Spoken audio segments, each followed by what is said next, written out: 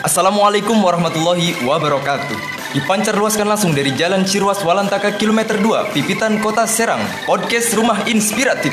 Suara inspirasi membangun negeri. Oke, sahabat inspiratif semua yang ada di rumah, senang rasanya kali ini saya Wahyu dan rekan saya Labib bisa membersamai sahabat inspiratif di rumah dalam acara Terminal Teman Rumpi Anak Milenial. Oke teman-teman semuanya, sebelum kita memulai pembahasan kali ini, seperti biasa ya, karena sebelumnya juga kita sudah pernah, teman-teman yang lain juga sudah pernah, kita mengajak kembali pada teman-teman untuk ikut bersama memuliakan para penghafal Al-Quran. Nah, ya, bagus sekali ya. Penghafal Al-Quran di Pondok Pesantren Tahfidzul Quran Sabilur Rahman dengan gerakan 3S. 3S. Apa sih 3S itu? sehari 1.000, seminggu 10.000, sebulan 100.000.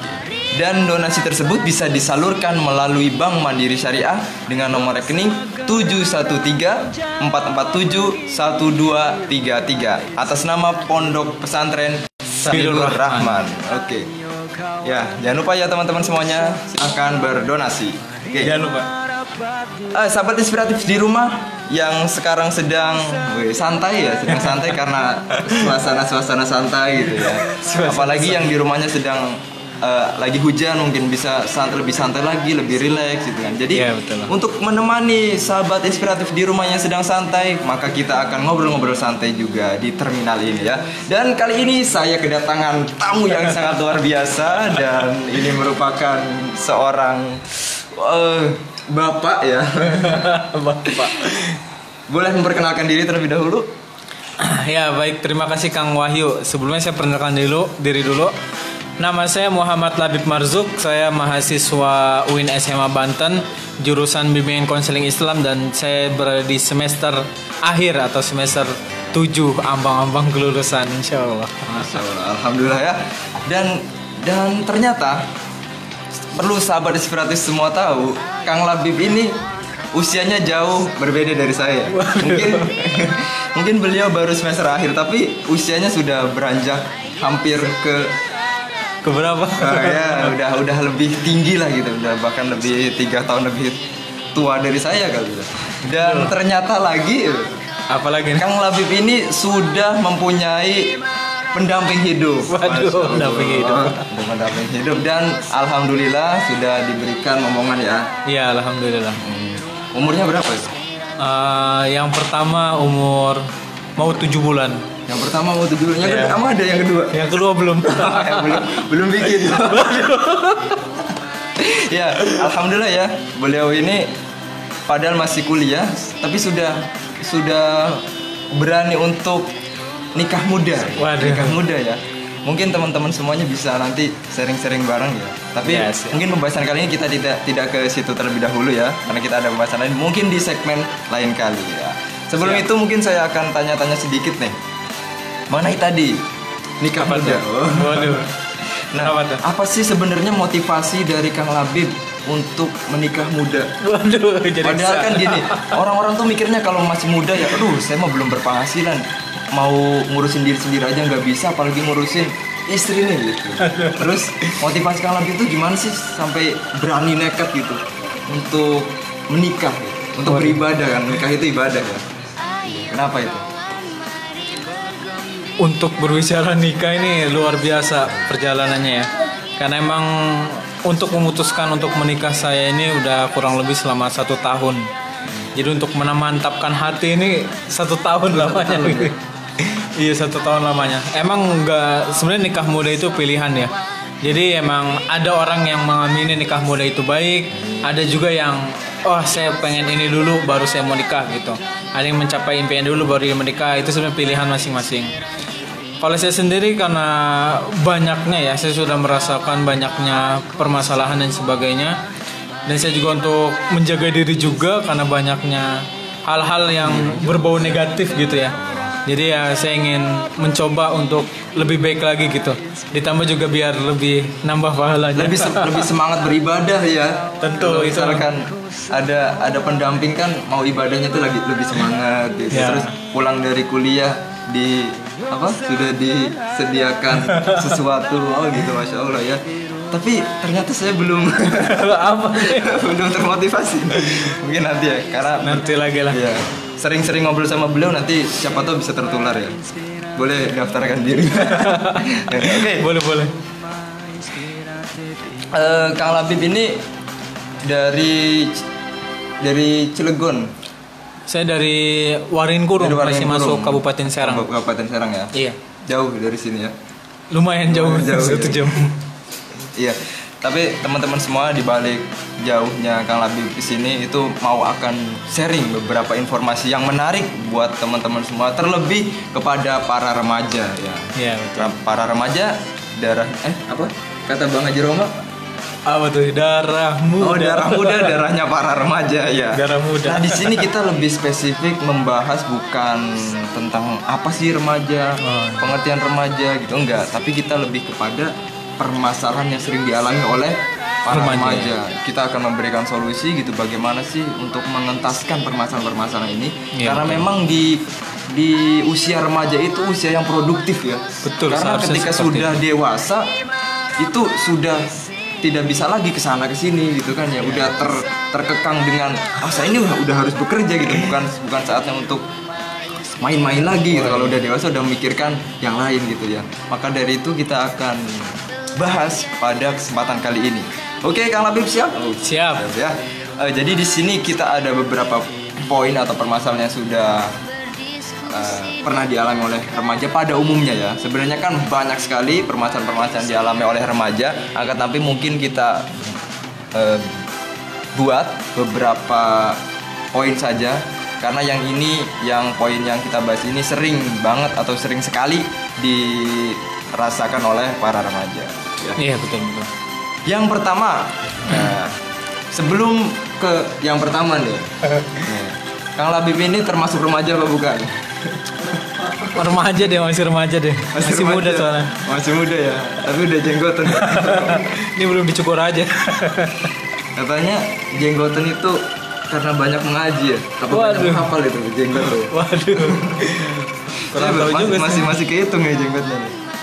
Ya, remaja itu kan pengalihan dari usia anak ya, dari usia anak-anak menuju dewasa, tapi di pertengahannya itu ada remaja. Yang mana ketika kita di masa remaja itu produktif, masa remaja itu kita melakukan sesuatu yang baik, yang luar biasa, itu nanti akan berdampak di masa dewasanya. Iya, betul. Iya. Jadi supaya menunjang keberhasilan kita di kala dewasa, kita harus mengantisipasi permasalahan-permasalahan yang ada di remaja. Langsung saja yang pertama kita ada poin yaitu kebutuhan akan figur teladan. Waduh, apa itu? Iya, kita tahu ya remaja itu jauh lebih mudah terkesan akan nilai-nilai luhur yang berlangsung dan keteladanan orang tua ya. Apalagi remaja itu kan usia-usia yang mana punya fans gitu ya, punya kekaguman kepada seorang gitu, kekaguman kepada tokoh idola gitu. Nah, disitulah yang akan menjadikan tolak ukur apa sih maksudnya model dia gitu. Dia itu mau kayak gimana gitu dari figur teladan tersebut gitu. Oh iya, betul. Untuk kebutuhan akan figur teladan ini memang banyak sekali yang dibutuhkan oleh remaja ya. Karena emang remaja ini masa dimana seseorang itu mencari jati diri, mencari jati diri siapakah dia, apakah pengen apa dia ke depannya gitu. Karena ada tokoh yang mengatakan investasikan masa mudamu atau masa remajamu untuk nanti kelak di masa tuamu gitu ya. Jadi emang banyak sekali remaja-remaja sekarang itu yang membutuhkan figur-figur teladan atau sosok yang hadir dalam kehidupannya untuk merubah hidupnya.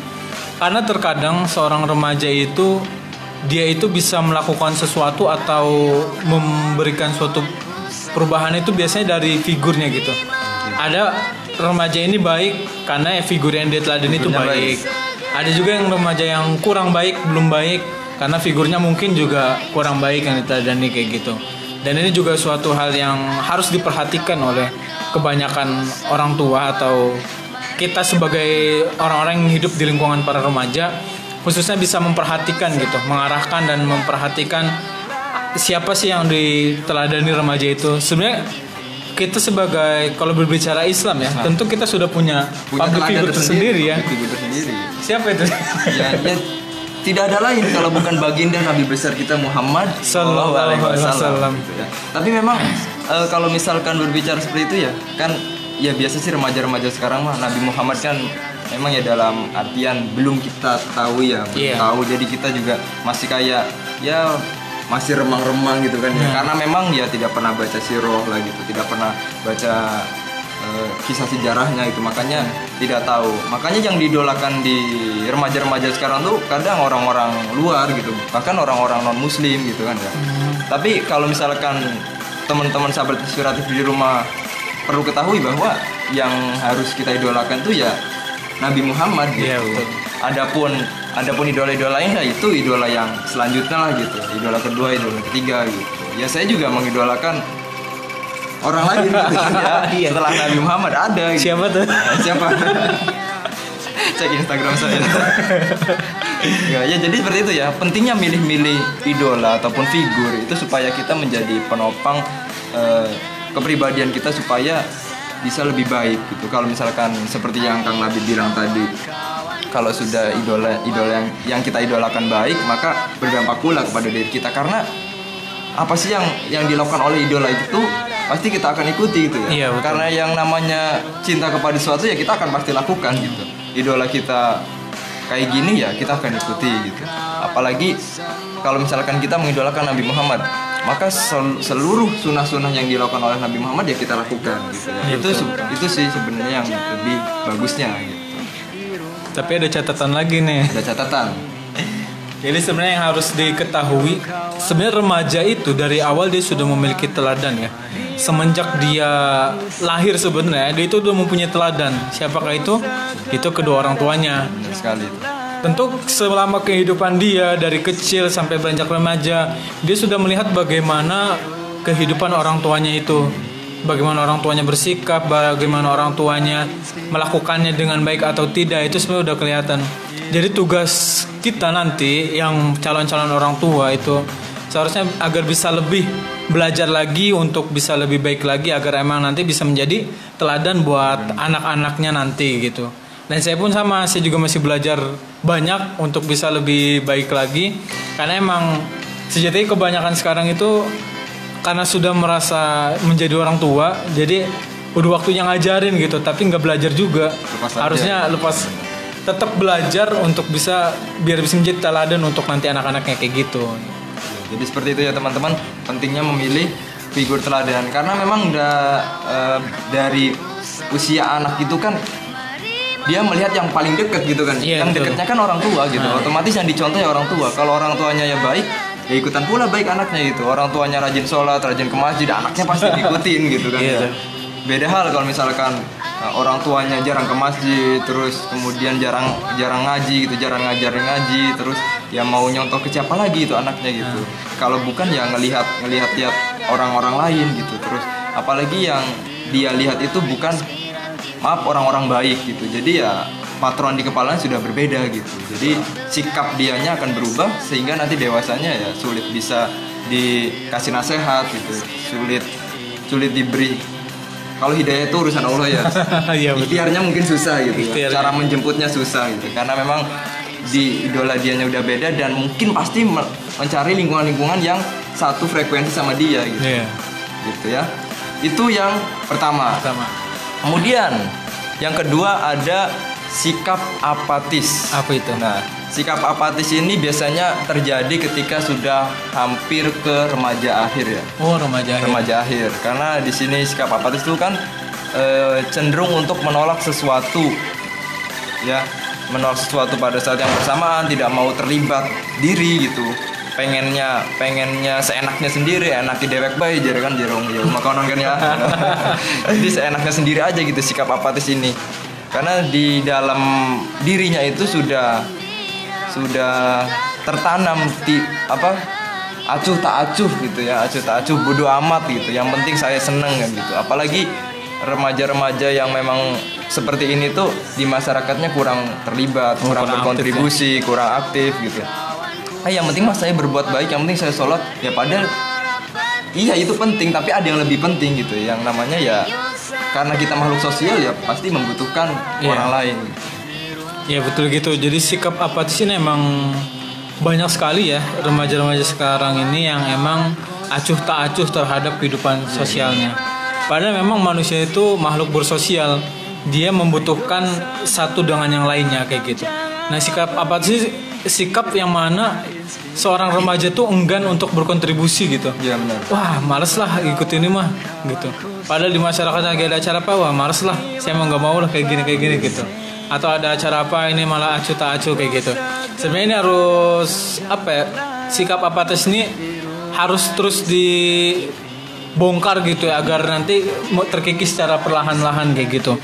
Karena banyak sekali suatu ketika remaja itu udah memiliki sikap apatis dan sebagainya, itu biasanya dia kedepannya lebih susah, lebih sulit, rumit, nggak mudah untuk melakukan komunikasi dengan orang lain. Benar. Karena emang dia tidak terbiasa untuk berkomunikasi dengan orang lain, sehingga ketika misalkan ketika dewasa dia pengen ngelamar kerja atau nanti di masyarakatnya ada acara apa-apa gitu ya, dia malah lebih cenderung menyendiri di rumahnya gitu. Karena emang perubahan-perubahan sosial dari setara sosial itu muncul ketika remaja itu tidak memiliki sifat apatis, atau seorang remaja itu udah memiliki sifat aktif, reaktif terhadap lingkungan di masyarakatnya gitu. Kalau misalkan sudah acuh tak acuh kayak gitu ya mau kemana-kemana susah ya. Tidak kenal dengan inilah gitu, malu-malu lah gitu. Tidak tahu dengan lingkungan sekitar lah gitu. Bahkan ketika mau menghadapi sesuatu ataupun berita-berita terbaru ya kita tidak tahu gitu, karena acuh tak acuh tadi gitu.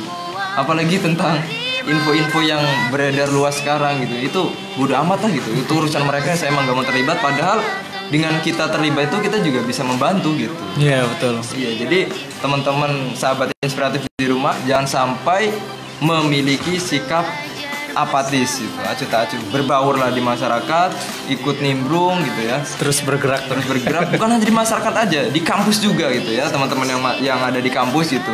Ikutlah berorganisasi gitu. Jangan, ya boleh lah akademik itu penting ya, tapi kita juga harus mengambil sisi emosional ya, bukan sisi intelektualnya saja gitu. Karena emosional itu penting gitu, karena melatih kita nanti supaya berbaur di masyarakatnya lebih gampang. Mungkin yang masih mahasiswa sekarang agak kurang bisa berbaur di masyarakat karena mungkin tugas mahasiswa gitu masih banyak gitu, jadi belum bisa terjun ke masyarakat langsung gitu, karena masih sibuk tugas, sibuk inilah, nyelesain inilah, jadinya nggak kepegang gitu. Daripada sedikit-sedikit gitu, lebih baik nantilah gitu setelah lulus sekalian gitu. Itu boleh, nggak apa-apa. Yang penting nanti kita ada niatan gitu supaya nanti bisa berbaur dengan masyarakat gitu ya. Nih ada sedikit kisah nih sebenarnya nih tentang ini. Jadi sebenarnya kisah ini saya dapat dari buku yang saya pernah baca, nama bukunya Menolak Apatis. Ini cocok banget nih bukunya untuk para remaja yang mau terus bergerak gitu ya. Dalam buku ini saya ada cerita tentang seseorang yang mana dia itu di masyarakatnya pulang dari kampus, dia itu pengen membuat suatu gerakan di masyarakatnya, gerakan sosial. Nah, yang mana dia ini menyarankan mengumpulkan masyarakat, setelah masyarakat dikumpul, masyarakat diminta gimana kalau nanti setiap masyarakat nih ngumpulin uang minimal 500 perak sehari gitu. Karena kenapa 500? Karena memang kondisi masyarakat di sana tuh semuanya statusnya buruh gitu. Udah buruh, ada yang petani kayak gitulah. Tapi ketika itu emang awalnya masyarakat pada nolak, tapi karena dia tetap bergerak gitu menyarankan ini, terus kita kumpulin 500 itu dari 500 perak pada sehari, dan itu dari 20.000, rata-rata penghasilan di sana 20.000 rupiah, hanya diminta 500 perak satu keluarga itu satu hari kayak gitu. Dan nanti kalau udah 30 sebulan, berarti 30 kali 500 berapa tuh? 30 kali 500, 15.000 sebulan satu keluarga, dan itu nggak banyak gitu ya. Nah terus banyak, setelah dia melakukan gerakan sosial seperti itu, ngumpulin 500, awalnya masyarakat tuh nggak setuju dengan itu, tapi lambat laun dia semangat, akhirnya dia terus bergerak menyarankan untuk 500, pokoknya digerakkan sehari 500 saja ke masyarakat itu. Dan alhamdulillah setelah saya baca di endingnya itu, masyarakat itu berhasil mendirikan puskesmas punya kampungnya sendiri. Masya Allah, ya. Dan punya ambulan pribadi untuk kampungnya. Masya Allah.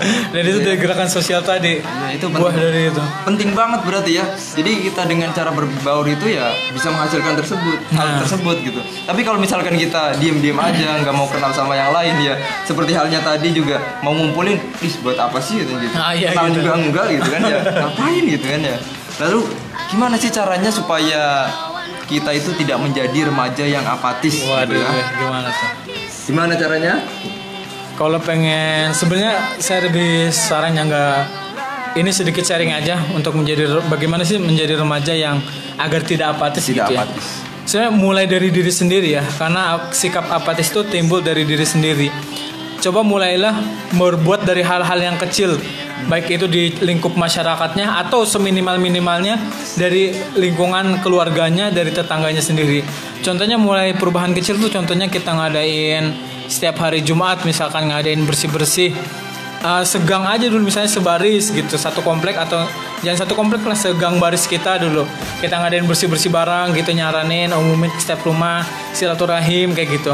Itu mulai melatih sikap kita agar tidak lebih apatis. Itu bisa dengan cara itu, atau dengan cara mengajak, misalnya remaja kan biasanya dominan dengan kumpul-kumpul bareng ya, nongkrong-nongkrong kayak gitu ya. Itu bisa tuh, dari kumpul-kumpul itu bukan hanya kumpul-kumpul yang sekedar main game atau canda tawa. Coba dari kumpul-kumpul itu mulai diskusi gitu ya, diskusi santai, buat gerakan sosial atau entah gerakan bersih-bersih masjid atau gerakan tadi yang saya kasih tahu, gerakan infak 500 per hari gitu, biayanya untuk apa kayak gitu. Yang penting selalu buat munculkan ide-ide kreatif, yang ide-ide yang bisa menginspirasi banyak orang seperti itu. Dari hal yang kecil, mulai dari hal yang kecil untuk menuju perubahan besar. Tidak perlu berpikir, wah ini gimana nih ke depannya, Tidak perlu berpikir ke sana, karena tugas kita hanya ikhtiar itu melakukan hal yang kecil. Benar. Nanti ketika kita melakukan hal yang kecil itu, nanti ke depannya juga bakal menjadi besar dengan sendirinya. Begitu, jangan pernah berpikir saya pengen langsung gitu ya, langsung pengen bagus gitu ya. Ya memang tugas kita itu kan hanya berusaha ya, ikhtiar. Urusan hasil itu kan Allah yang menentukan nanti. Kalau misalkan ikhtiar kita baik, usaha kita baik, ya Allah juga pasti akan memberikan yang terbaik. Ya, insya Allah gitu. Ya pokoknya intinya jangan sampai malu untuk berbaur gitu, bergabung aja gitu, ikut ngobrol-ngobrol, ikut sharing-sharing gitu kan ya, supaya nanti teman-teman semua yang ada di rumah atau sahabat inspiratif semua tidak apatis, jadi menjadi remaja yang produktif gitu ya, ikut membangun negeri ya, gitu ya. Jadi itu yang kedua. Sekarang yang ketiga nih ya. Yang ketiga itu adalah kecemasan dan kurangnya harga diri. Waduh, apa itu? Ini sih sebenarnya masalah yang selalu kita alami ya. Insecure. Kita alami dan semua orang alami. Atau bahasa gaulnya insecure. Saya tuh baru kali ini ngomong insecure coba ya. Sebelumnya nggak pernah ngomong insecure tuh. Insecure. Kenapa ya gitu ya? Saya tuh kayaknya agak kurang terlibat dengan bahasa gaul gitu. Waduh. Kenapa itu ya? Jadi kecemasan dan kurang harga diri ini kan biasanya diakibatkan karena stres, kemudian frustasi, kemudian ya kayak pusing gitulah, segala macam lah gitu, sehingga ia tuh melakukan pelarian ataupun pelampiasannya dengan cara mabuk-mabukan gitu, kemudian dengan cara-cara yang buruk lah gitu, apalagi sampai minum obat-obatan gitu, kemudian apalagi sampai melakukan hubungan yang tidak baik gitu kan ya, karena merasa stres gitu, jadi di luar kendali otak kita gitu. Jadi memang ini mindset yang perlu kita rubah ya, karena sebenarnya kalau kita ini alhamdulillah ya, kita terlahir Islam alhamdulillah gitu. Jadi memang untuk kembali kepada sesuatu itu ya kembali lagi kepada Islam juga gitu. Ketika kita sedang stres atau kita sedang pusing ya, contoh kita lagi pusing ngadepin tugas nih, lagi pusing banget gitu, waduh susah ya, jangan sampai kita lari dari tugas itu, kita kemudian nyari-nyari kayak gitu, kayak tadi tuh sesuatu yang tidak baik ya. Mending kita sholat gitu kan, kita wudu gitu kan, kemudian kita baca Quran gitu, insya Allah bisa tenang gitu. Yang penting ya niat kitanya pengen semoga dengan saya melakukan ini saya tidak stres lagi gitu, saya bisa ditolong oleh Allah gitu. ini bener ya, kecemasan dan kurangnya harga diri memang banyak sekali di kalangan remaja ini yang emang merasa cemas, frustasi dan sebagainya. Tapi biasanya kebanyakan remaja ini kecemasannya atau stresnya itu biasanya timbulnya dari hal yang sepele juga sih sebenarnya. Contohnya kayak misalkan nggak diterima, nembak nggak diterima gitu wajar nggak diterima kayak gitu ya. Ini perlu digarisbawahi ya, karena emang ini suatu hal yang luar biasa sekali ditanggapinnya. Kurangnya harga diri pun, nah ini nih catatan kita sebagai orang yang lebih tua mungkin daripada remaja itu diusahakan untuk tidak menjudge dia gitu ya, maksudnya tidak selalu menyalahkan. Nah, tidak selalu menyalahkan dia, karena emang terkadang remaja itu perlu dihargain walaupun itu suatu hal yang sepele kayak perlu gitu. Dihargain dan perlu dibimbing juga. Perlu dibimbing karena itu tuh masa transisi menuju dewasa gitu tuh. Jadi masa transisi itu ya harus dibentuk, harus dibina gitu. Jangan sampai dilepaskan, apalagi disalah-salahkan. Wih, kamu ini salah. Nah, gitu. iya, Gak boleh gitu. Karena emang masa remaja itu dia masanya belajar. Gimana sih rasanya ketika orang itu nggak tahu, kemudian dia ingin belajar, dan ketika belajar dia malah disalah-salahin, melakukan kesalahan sedikit dia malah disalah-salahin. Nah dengan begitu dia justru malah nggak mau belajar lagi. Jadi saya kemarin saya disuruh belajar, giliran belajar salah disuruh jangan belajar. Aduh gimana? Nanti dia mindsetnya timbulnya seperti itu. Karena yang awalnya dia nggak tahu, dia pengen tahu, ternyata malah kita menolak untuk dia tahu karena salah sedikit kita langsung kamu tuh salah gini-gini. Itu sebenarnya jangan, hargai walaupun itu sedikit ya. Jadi kebaikan orang apapun itu yang orang yang lain lakukan dan sebagainya itu tetap kita beri mereka harga diri kayak gitu, dihargain agar mereka nanti kedepannya merasa dirinya itu berharga gitu, khususnya anak muda zaman sekarang kayak gitu ya. Dan memang lebih tepatnya jangan sampai hanya menasehati ya, karena kita itu kan sebelum poin ini kan ada yang namanya figur ya, kita juga harus memberikan contoh gitu. Kita harus memberikan contoh.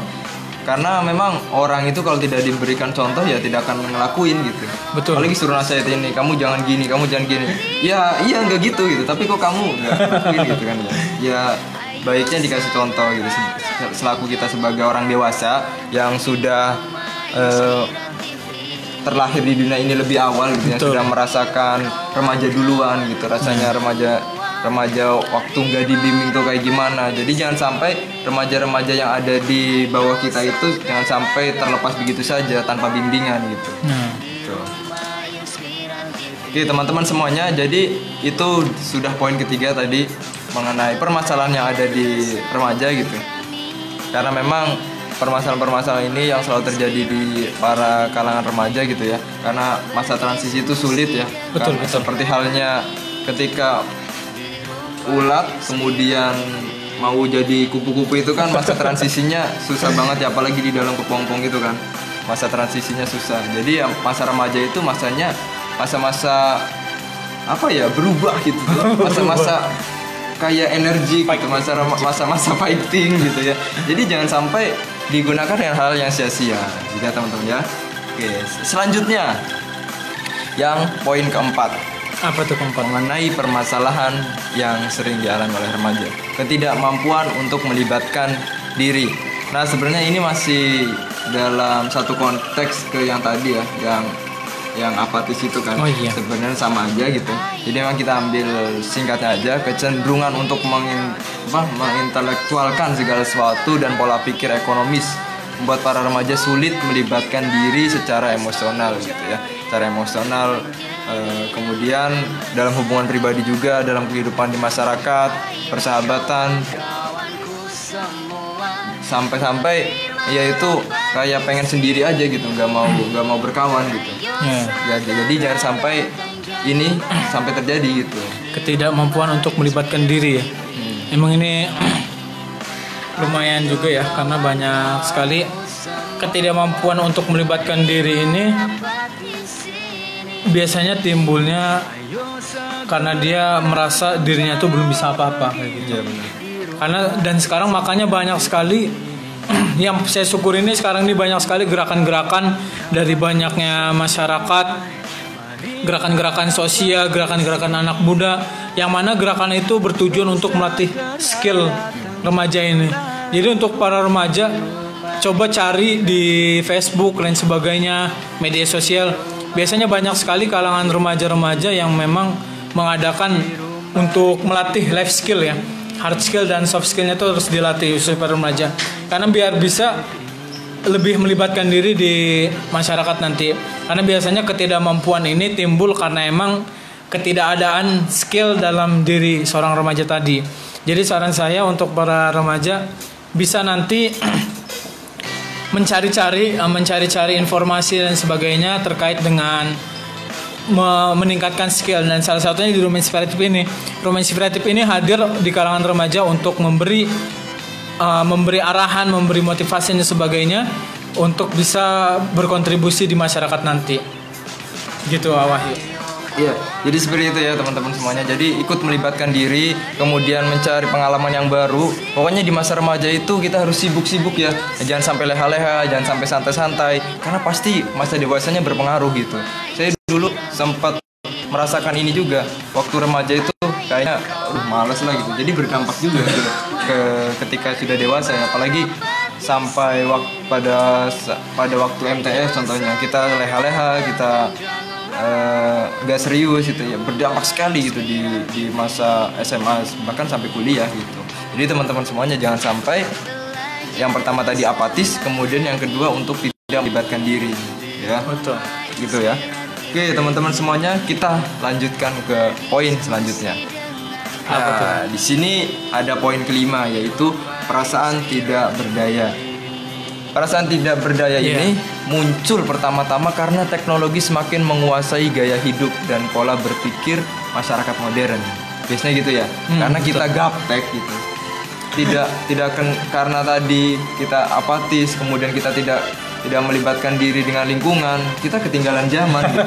Bahkan kita yang orang lain sudah buka Instagram, kita masih buka SMS gitu kan. Kita masih utak-atik dengan hal-hal seperti itu gitu.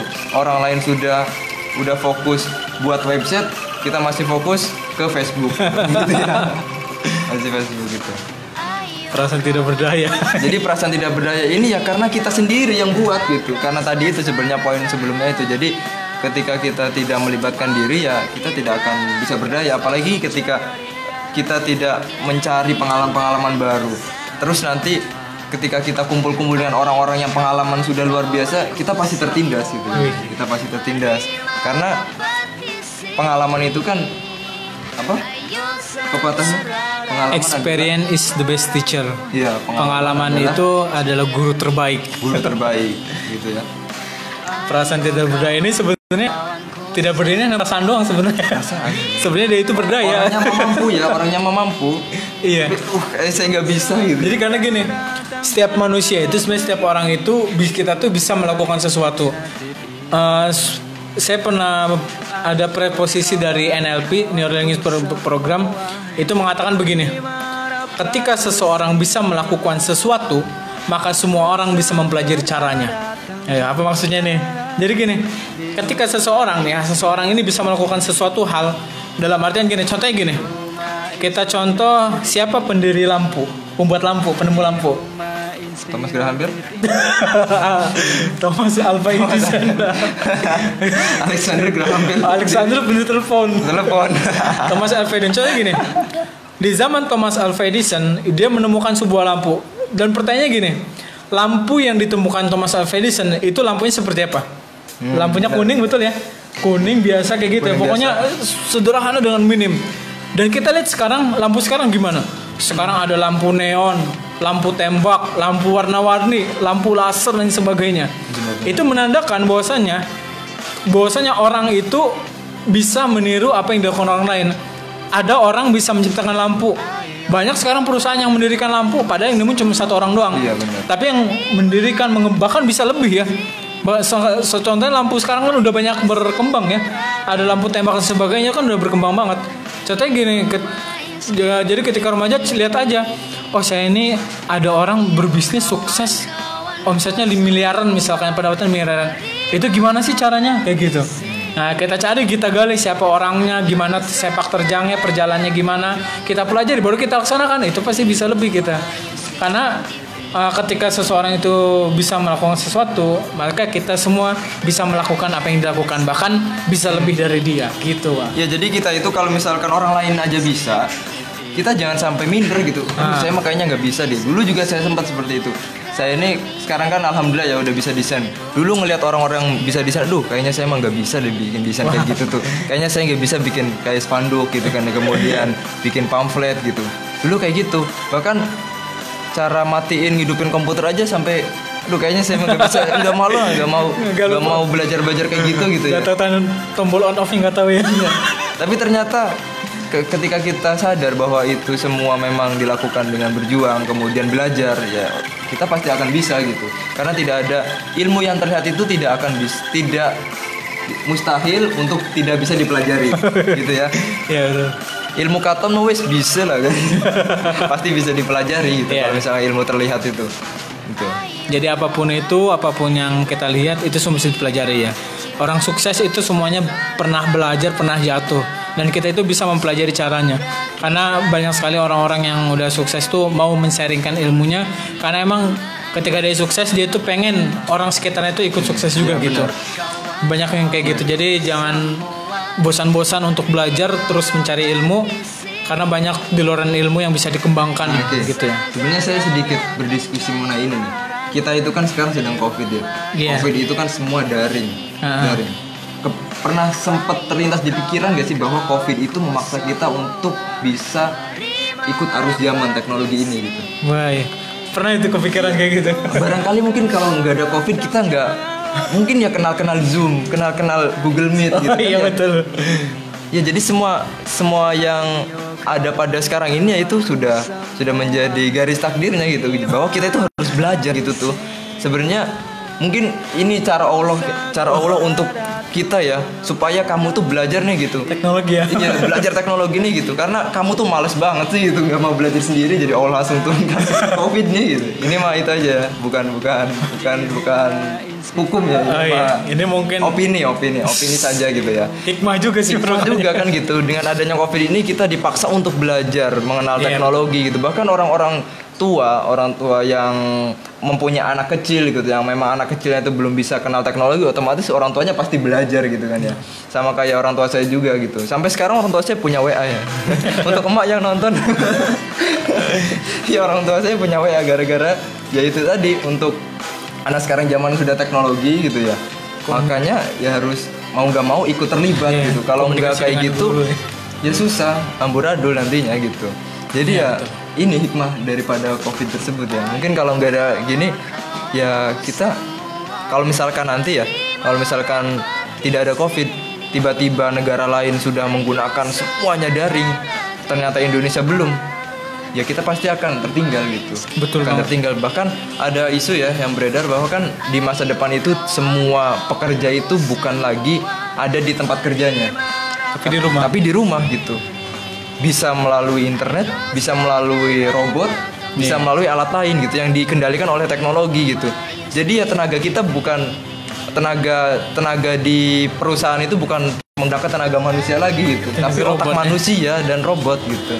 Nah, maka itu teman-teman sahabat inspiratif semua perlu belajar nih dari sekarang gitu. Ilmu apapun itu tapi jangan ilmu sesat ya. Ilmu yang baik gitu ya. Pasti teman-teman sudah bisa memfilter lah. Yang positif ya di sini. Positif. Saya berbicara ilmu di sini bukan berarti ilmu semuanya, tapi perlu ada filter dan saringan gitu kan ya. Dan ini juga penting ketika kita mau belajar ilmu, jangan sampai kita itu pengen langsung instan. Wah, kadang orang-orang tuh pengennya instan aja gitu ya. Padahal di balik perjuangannya itulah yang akan menjadikan kita semakin lebih baik gitu. Ini ada istilahnya nih, banyak banget nih. Jadi istilahnya zaman sekarang ini kita banyak overthinking ya. Overthinking itu berpikir secara berlebihan. Jadi berpikir secara tidak sesuai dengan kemampuan kita. Kita baru melakukan ini, kita ngeliat misalnya ada pengusaha sukses dan sebagainya. Kita pengen jadi dia, nanti gimana kalau kayak punya mobil mewah ini sebagainya. Tapi ya kerjanya rebahan kayak gitu. Iya benar. Itu sih ya, kadang sempat berpikir juga ya. aduh itu motivator itu enak ngomong aja gitu kan. Iya. Enak ngomong, kamu udah kaya gitu, saya masih gini-gini aja gitu ya, karena kalian nggak tahu di balik kesuksesannya itu ya ada perjuangan itu, pahit getirnya kan yang dia rasakan gitu. Jadi ya tidak semua hasil yang keren itu dilakukan tanpa adanya perjuangan gitu, pasti ada perjuangan, tidak mungkin instan gitu ya. Iya, bahkan ketika belajar desain pun itu harus bertahap ya, nggak bisa langsung kamu buat ini jebret gitu. Nggak gitu, harus tahap. Belajarnya bertahap. 1+1 harus dipelajari sebelum ke 1x1. Oh iya, gitu, ya kan? bertahap. Oke, kita lanjutkan ke poin selanjutnya. Sebelumnya mungkin poin kelima ini sudah bisa disimpulkan ya, bahwa kita itu jangan sampai tertinggal dengan teknologi. Kita harus ikut terlibat, jangan sampai tidak berdaya. Karena kalau kita tidak berdaya, maka kita akan diperdayakan. Gitu ya. Maka dari itu tetap berdaya saing, berdaya juang. Apa ya? Oke, lanjut ke poin ke-6 ya. Poin ke-6 ini adalah pemujaan akan pengalaman. Wah, apa itu? Dan pengalamannya apa sih? Sebagian besar tindakan-tindakan negatif anak muda dengan seperti minum-minuman keras, kemudian obat-obatan, kemudian sampai hubungan terlarang gitu. Pada mulanya berawal dari hal coba-coba. Gitu, dari hal coba-coba karena lingkungan pergaulannya dewasa gitu, memberikan dampak pandangan yang keliru tentang pengalaman tersebut. Iya. Mereka kira dengan saya nih gini-gini gitu, minum-minuman gitu, mabok-mabokan itu keren gitu, keren gitu.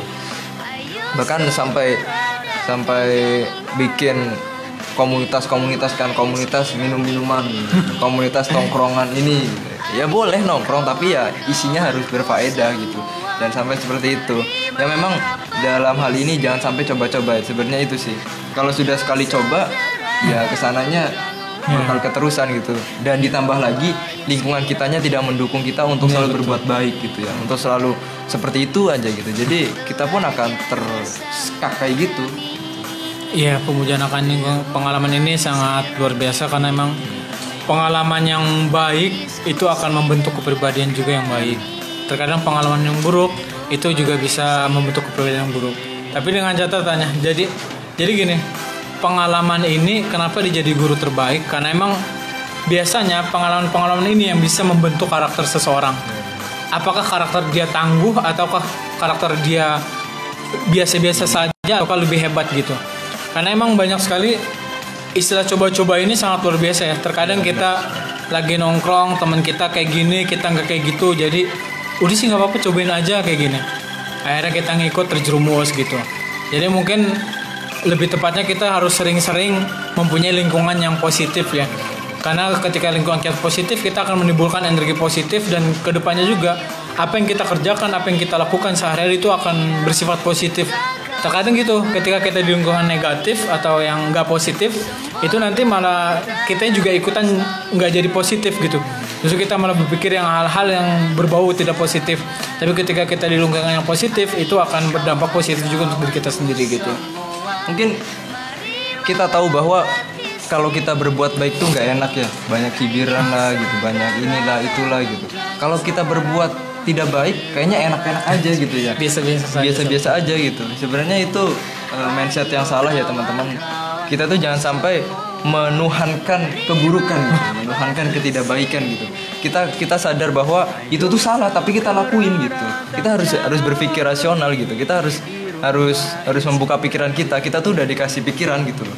Jangan sampai tidak digunakan dengan semestinya gitu. Kita tahu itu perbuatan tidak baik, ya udah jangan sampai kita terjerumus ke sana gitu. Sebenarnya solusi dari saya, ketika kita terlintas dalam pikiran kita untuk melakukan hal yang tidak baik, cepatlah cari teman-teman yang baik, cari teman-teman di lingkungan yang baik. Ketika kita sedang futur, kita sedang imannya turun, ketika kita sedang tidak baik, maka kita harus cepat-cepat nih merecovery diri kita. Jangan sampai kita itu berkepanjangan gitu, melakukan hal yang tidak baik itu gitu ya. Jadi gitu ya. Jadi ketika kita merasa bahwanya, biasanya gini, ketika kita melakukan sesuatu itu biasanya ada hati kecil kita yang berbicara. Iya, benar. Ketika itu tidak positif, biasanya hati kecil kita itu merasa oh ini nggak baik gitu. Tapi itu dari diri kita sendiri, kitanya mau nggak menurutnya hati kecil kita, atau kita malah melaksanakan ego kita tadi. Jadi ego kita ini harus bisa dikendalikan agar nanti segala sesuatu yang kita lakukan itu harus bersifat positif ya, gitu sepertinya gitu ya. Oke sahabat inspiratif semua yang ada di rumah, alhamdulillah ya kita sudah sampai ke segmen akhir, penghujung ya. Jadi seperti itu ya, bahwa permasalahan-permasalahan yang ada di remaja ini sungguh sangat mengerikan ya, karena setan itu akan menggoda bukan pas kita lagi matang, pas kita sebelum matang itu. Biar nanti pas sudah mau matang itu bakal jadi matang beneran apa enggak gitu. Jadi pas sedang masa transisi, godaannya bahkan jauh lebih kuat gitu. Lebih besar. Karena itu akan menjadikan pilihan kita mau ke kanan apa ke kiri kan gitu kan bahasanya kan. Ya jadi teman-teman sahabat inspiratif semua yang ada di rumah, pesan dari saya, cari teman-teman yang baik, cari pergaulan yang baik, cari lingkungan yang baik, bergabunglah dan berbaurlah di lingkungan yang baik. Dari kan kalau dari saya sendiri, saya ingin memberikan satu tips ya. Satu tips bagaimana cara kita melakukan sesuatu itu dengan baik. Ini ada istilahnya dengan kata modeling. Modeling ini dalam arti kita memodeling ini dalam arti gini. Ketika kita ada figur yang kita teladani, contohnya sobat inspiratif pengen menjadi pembisnis, coba sobat inspiratif cari figur yang emang bagus untuk diteladani dalam berbisnis, siapa itu. Nanti setelah itu baru kita ikuti jalan dia kayak gitu. Dan itu salah satu caranya agar kita bisa terus berkembang gitu ya. Apapun itu di modeling. Jadi ambil sesuatu, modeling itu gini, ambil sesuatu yang baik dari orang lain dan tinggalkan sesuatu yang buruk dari orang lain kayak gitu. Pelajari yang baiknya, tinggalkan yang buruknya. Itu aja. Ya, dan ingat harus istiqomah ya. Dan jangan sampai ada di pikiran aja gitu. Harus dilakukan gitu. Berat ringannya harus dilakukan, jangan sampai diucapkan. Ya kita juga mungkin kalau ngomong doang enak ya, ngomong doang mah enak semua juga gitu. Tapi kalau misalkan untuk bertindak ya itu mah susah gitu ya. Jadi sahabat inspiratif semua yang ada di rumah, terima kasih sudah sharing di sini, sudah ikut bersama kita gitu, ngobrol-ngobrol santai di terminal teman rumpi anak milenial. Dan saya berterima kasih juga kepada Kang Labib yang sudah menjadi pembicara sudah menjadi teman diskusi yang luar biasa sekali ya, karena beliau kan ilmunya sudah jauh lebih di atas saya sendiri ya. Apalagi udah nikah ya. Baca bukunya udah banyak gitu. Pengalamannya udah banyak gitu ya. Jadi teman-teman semuanya, sahabat inspiratif di rumah, itu saja yang bisa kita diskusikan kali ini. Kita bisa ketemu di lain episode ya. Jangan lupa pantengin terus Rumah Inspiratif. Jangan lupa di add Facebooknya. Jangan lupa di subscribe YouTube-nya. Podcast Rumah Inspiratif. Rumah Inspiratif, suara inspirasi membangun negeri. Terima kasih. Assalamualaikum warahmatullahi wabarakatuh. Dadah.